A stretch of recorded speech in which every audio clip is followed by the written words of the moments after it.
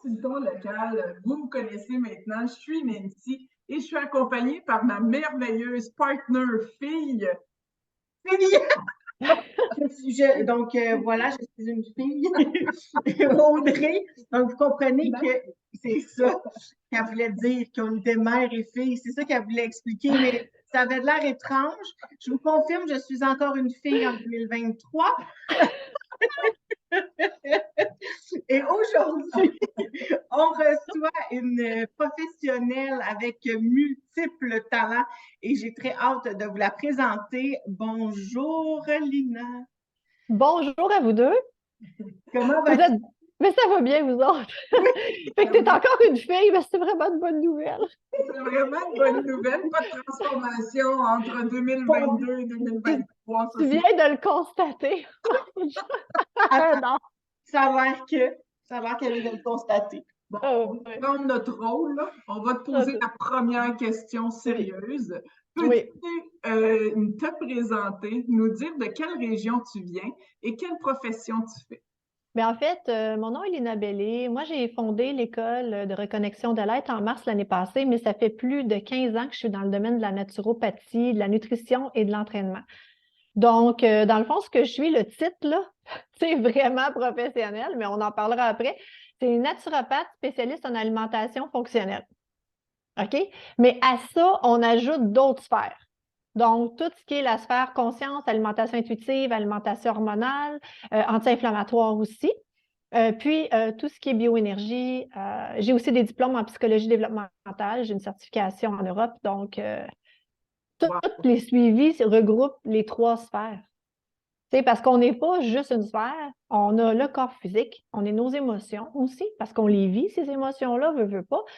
Puis, présentement, on s'entend qu'il y a quand même une certaine partie des gens qui travaillent dans le domaine qui vont souvent dissocier ces deux sphères-là, donc la sphère physique, la sphère psychologique et la sphère mentale. Ou même, des fois, ils vont dire « Oh non, on ne s'occupe pas du corps, c'est pas important. » Mais non, mais ça travaille tout ensemble. Fait que c'est ça que je fais. Entièrement raison. On va aller en profondeur parce que tu as vraiment beaucoup de chapeaux, beaucoup de choses qui s'entrecroisent. Mais de quelle région tu viens? Dans les Laurentides. Je suis à Val-David. Oui. À Val-David. Super. Fait que, première question, on irait avec quoi, Audrey, avec tout ce qu'elle a dit? On irait le côté naturopathe. Oui. Donc, la naturopathie consciente, qu'est-ce que c'est exactement? Mais en fait, c'est pas nécessairement, je pense que la plupart des naturopathes ont quand même une conscience. C'est une conscience au niveau de la santé globale et tout ça, puis une manière de l'aborder à ce niveau-là. Moi, c'est plus une naturopathie, mais qui est spécialiste en alimentation fonctionnelle. Ça, ce que c'est que dans le fond, ce que j'ai découvert, là, OK, à travers mes nombreuses années de pratique dans ces domaines-là, c'est que si le corps ne suit pas, on ne peut pas faire ce qu'on a envie de faire, puis c'est dur d'être ce qu'on vibre. On va se le dire comme ça, OK? Parce que si le corps ne suit pas, on n'est pas en forme, on est fatigué, on est malade. Comment est-ce qu'on fait après ça pour pouvoir vibrer puis faire ce qu'on a vraiment envie de faire dans notre journée puis de se sentir bien là-dedans?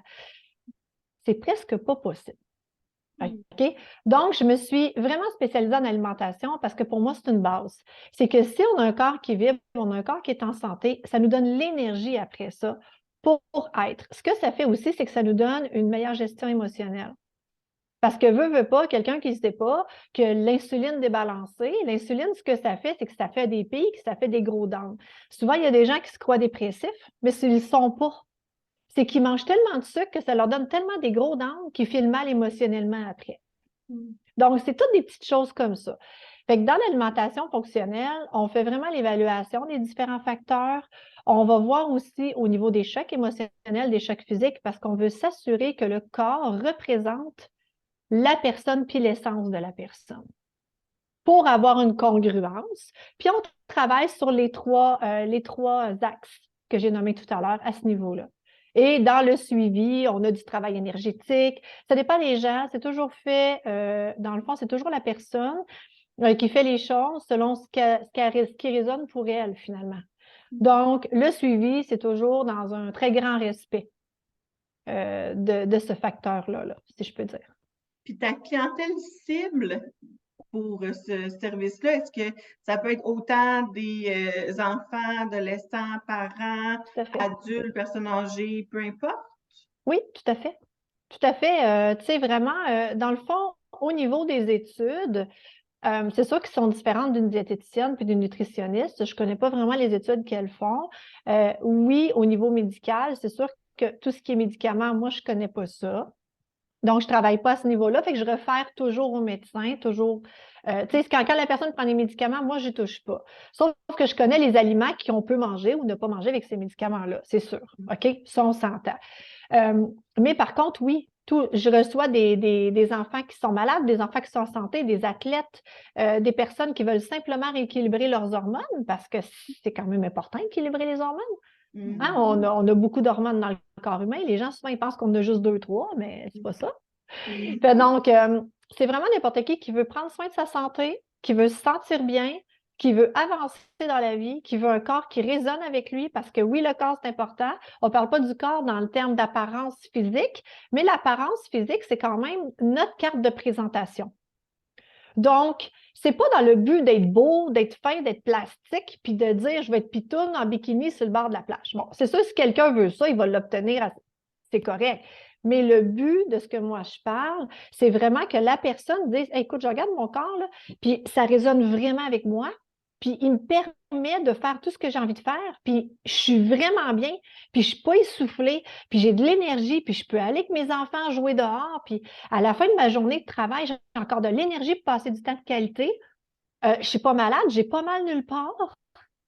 C'est fou, là. Mais la plupart des gens, je dirais 90% des gens ont un souci au niveau de leur corps physique. Puis ils ne se rendent pas compte à quel point ça les mine. C'est plus dans cette option-là, puis dans cette sphère-là qu'on va aller travailler. Moi, j'entends des gens qui ont comme question comment qu'on commence quand on prend un rendez-vous avec toi? C'est quoi la première étape que tu fais? Une rencontre découverte. Moi, ce qui est important, c'est la relation que j'ai avec la personne. C'est ce qui est mis de l'avant, OK? Oui, je suis professionnelle, c'est sûr, mais je ne suis pas professionnelle comme ça, là, en mettant des lignes claires et tout. Moi, ce que je veux, c'est une belle relation. Aussi, quelque chose de confiance, parce que je pars toujours du principe que s'il y a une personne qui se présente à moi, c'est pour une raison. Mais ce n'est pas juste une raison pour elle. Il va y avoir une relation, puis moi, à travers ça, ça va me faire grandir aussi, d'une manière ou d'une autre.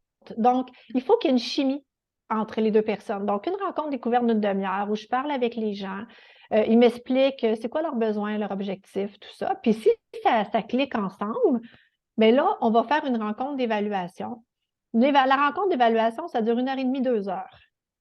OK? C'est quand même gros. Là, je vais aller voir tous les antécédents au niveau familial. On va aller voir le corps aussi, s'il y a des débalancements hormonaux. Je pose plein de questions. On va aller parler des chocs qu'on a eus. Parfois, ça peut être très émotif. Donc, mais c'est toujours selon ce que la personne veut me parler. OK? C'est toujours laissé ouvert. Si la personne me dit, moi, je ne vais pas parler de rien, il n'y a pas de problème. On va y aller beaucoup plus concret. Mais je l'ouvre, puis c'est sûr que moi, j'aime savoir ce que le corps a subi, ce que la personne a subi, comment elle l'a vécu. Je trouve ça important parce que ça m'en dit long. Puis ça me permet aussi de faire un meilleur travail par la suite avec la personne, surtout au niveau du corps physique pour mieux l'entendre, mieux l'écouter, lui permettre de s'exprimer, puis pouvoir l'aider après ça à rattraper l'évolution de la personne. Parce qu'un choc vécu à 5 ans par le corps physique, s'il n'a jamais été entendu, ce choc-là est toujours présent dans le corps physique 25 ans plus tard, et la personne a beau avoir évolué au niveau énergétique, au niveau de son apprentissage, le corps traîne ça et ça peut faire ce qu'on appelle une maladie. Et un coup qu'on l'entend, un coup qu'on entend ce que le corps veut nous dire, bien, souvent par magie, ça disparaît ou les choses s'améliorent dans les mois qui suivent. Donc, c'est ça. Wow! Hyper intéressant, Audrey. Vraiment. Vraiment, tu apportes vraiment ça extraordinairement. Est-ce que c'est tout en présentiel, tes soins, ou c'est en virtuel? En fait, c'est tout en virtuel. Avant, j'en donnais en présentiel, mais avec la situation depuis 2021, c'est la demande de mes clients de le faire plus en virtuel pour X, Y, Z raison. Donc, j'ai fermé mon bureau. En fait, j'avais un bureau avec la clinique Serra dans les Laurentides, qui est une clinique extraordinaire, avec Michael Beauséjour, un naturopathe vraiment la coche. Et puis, j'ai fermé mon bureau. En fait, j'ai fermé mon bureau, façon de parler, parce que leur bureau est toujours ouvert, là, je tiens à dire. Et je fais que du Zoom parce que ça me permet aussi de parler à des gens en Europe, ça me permet de parler à des gens de partout au Québec, tandis qu'au bureau, vu que je suis dans les Laurentides, c'était plus difficile d'accès. Donc maintenant, j'ai vraiment ouvert à ce niveau-là, mais c'est sûr qu'éventuellement, il y a toujours une ouverture, là. OK? Donc voilà, mais pour l'instant, c'est directement en visioconférence. Génial. Et on a parlé ensemble avant, puis tu as parlé de la technique ceci. Oui. Qu'est-ce que c'est exactement? Bien, la technique ceci, c'est vraiment, en fait, de regrouper toute la conscience, puis l'intégration, puis la compréhension. Je vais l'expliquer simplement parce que c'est une technique que je décortique vraiment dans les ateliers, puis aussi quand je donne des suivis. Mais c'est vraiment on s'entend qu'on a un mental actif. Bon, OK? Si on ne satisfait pas le mental, il est toujours là. Il nous parle de peur, il nous parle de crainte. Il y a toujours un mais oui, mais peut-être, je ne sais pas, j'ai pas pu. On le sait, ça. Je ne peux pas faire ça, j'en ai pas envie, je suis obligée. OK. Fait que là, ce qu'on fait, c'est qu'on satisfait le mental en premier. C'est-à-dire que dans chaque sphère de ce qu'on va aborder, OK, que ce soit en atelier ou que ce soit directement en suivi avec les personnes que j'accompagne, c'est qu'on va satisfaire le mental. Pourquoi on fait ça? Je vais les emmener à comprendre. Donc, que ce soit un plan alimentaire ou un accompagnement, il y a toujours l'aspect mental, l'aspect très, très rationnel pour comprendre pourquoi on le fait, qu'est-ce que ça nous apporte dans le corps, qu'est-ce que ça nous fait exactement d'une manière très concrète. OK? Après ça, suite au fait qu'on a compris, on vient de tasser le mental, fait qu'on s'entend que la personne a une ouverture. Parce que là, le mental est satisfait, il n'est plus là. Ou s'il est là, il est moins là, il est content. On lui a donné un petit peu de poisson, on va dire ça comme ça, on l'a nourri. Oui. Fait que là, après ça, ce qu'on a, c'est une compréhension. OK? Donc là, on le satisfait, mais ça nous emmène à comprendre. Puis la compréhension, ça l'emmène une meilleure intégration. Donc, la méthode, ceci, c'est ça qu'elle fait. C'est, on y va dans une information concrète. Après ça, on va y aller dans une compréhension. Puis après ça, on peut intégrer. Puis parfois, il y a un chemin à faire. Puis ce chemin-là, il est respecté aussi. Donc, autant lorsque j'enseigne que lorsque je fais des suivis, je sais très, très bien que parfois, on peut passer 4 rencontres à juste parler pour essayer de comprendre vraiment le cheminement, de vraiment comprendre qu'est-ce qui se passe, d'y aller vraiment théoriquement. Puis là, la personne, à un moment donné, elle va dire, oui, OK, mais là, l'autre fois, j'ai mangé ça, puis j'ai ressenti ça. Fait que là, quand la personne me parle comme ça, je me dis, OK, elle commence à intégrer le concept, là. Et là, on va, dans le fond, ce qu'on fait, c'est qu'on adapte l'accompagnement par rapport à ça. C'est vraiment, vraiment merveilleux. Puis, tu dis que tu enseignes. Ce que je comprends, c'est que tu enseignes, tu fais des groupes aussi? Oui. En fait, j'enseigne des ateliers, donc des ateliers pour les parents. Pour les parents qui ont de la difficulté avec l'alimentation des enfants. Parce que, puis là, on va parler d'alimentation intuitive parce que l'enfant, c'est un mangeur intuitif. OK? De naissance, on est tous des mangeurs intuitifs. Puis là, avec la société actuelle, puis on a fait quand même un désapprentissage, là. OK? On ne s'écoute pas. La société ne nous emmène pas vers une écoute de nous-mêmes. Mais l'enfant l'a encore. Et souvent, l'enfant ne veut pas manger simplement parce qu'il sent qu'on veut lui désapprendre à s'écouter. Donc, dans cet atelier-là, qui est un atelier d'1 heure et demie, 1 heure et demie, 2 heures, puis on traite aussi, parce que vu que j'ai un diplôme d'éducation spécialisée également, on traite tout l'aspect aussi des défis, je vais nommer ça des défis, là, au niveau des troubles d'hyperactivité. OK? Au niveau des enfants qui ont des défis autistiques, mais bon, on pourrait en parler longtemps. Moi, je ne vois pas ça comme ça, mais je vais le nommer de cette manière-là, donc TDA qui appelle. Donc, c'est des enfants à besoins particuliers. Et souvent, c'est les textures et tout ça, mais c'est aussi le fait que ces enfants-là sont encore plus des mangeurs intuitifs. Donc, de le comprendre permet de changer toute la dynamique à table. Ça, c'est un des ateliers. Puis permet aussi de régler certains problèmes alimentaires. OK? Et à travers ces formations-là, toute la façon dont le système de l'enfant qui est à besoin particulier fonctionne, il faut comprendre que le corps ne fonctionne pas de la même façon au niveau de l'intégration. Fait qu'on en parle aussi. Puis les deux autres ateliers, c'est l'alimentation intuitive, bien entendu, OK, qui est un atelier qui se donne sur 2 jours, 2 demi-journées. Et il y a aussi comment développer son intuition. Très intéressant, hein? Vraiment. La question, on veut en savoir plus sur tes ateliers, sur tout ce que tu fais. J'imagine qu'on peut avoir ça sur tes réseaux sociaux. Les réseaux sociaux, sur le site web, écolereconnexion.com. Génial. Dis-moi, pour conclure, est-ce que tu aurais quelque chose que tu voulais mentionner qu'on a omis de parler pendant Non, l'entrevue? je pense qu'on a fait le tour, mais j'aime vraiment ça parler avec vous. Mais je pense qu'on a à cœur le besoin, dans le fond, on a encore le bien-être des gens, on veut faire différent, puis c'est ça. Puis de travailler avec le cœur, avec l'ouverture du cœur, d'une façon beaucoup plus humaine, au niveau pour développer le plein potentiel aussi, pour que les gens puissent retrouver leur plein potentiel. Je pense que c'est une des clés importantes pour changer les choses. Tellement.